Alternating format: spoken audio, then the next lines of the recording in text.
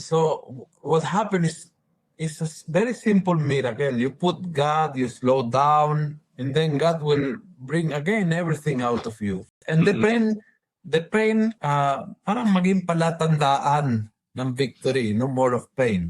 Parang si Jesus, no, yung mga sugat niya after the resurrection, di naman tinanggal eh. It became sign of victory, no more sign of pain only. So pain, yes, but that he overcame that pain. Naging victory tuloy. Wow, ang ganda ng Pads.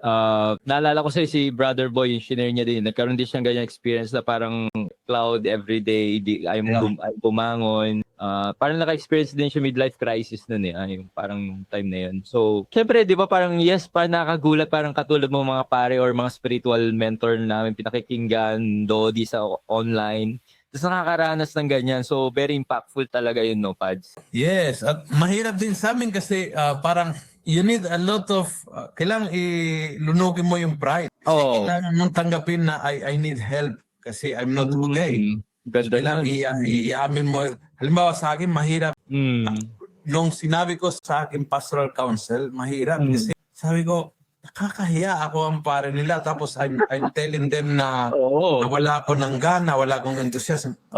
Yung mga tao very insightful na Father, go rest and get well. Kailangan ka namin, but kailangan ka namin okay. So, Correct.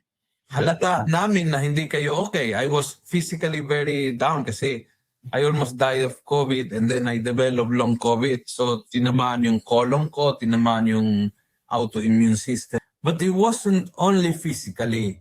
So, nakita naman ng tao. And nobody reacted bad. Nobody told me how you dare be in a prison. Tao kasi kami eh. If you go through a middle life crisis, nangyari yan sa lahat ng tao sa gitna ng kanilang buhay. Married, single, priest, bishop. It doesn't matter what you do in life, dumadaan ng crisis. Yung crisis, hindi bad word. Yun ang natutunan. Crisis is not a bad word. It's a big lesson. Usually the best lessons come out of big crisis.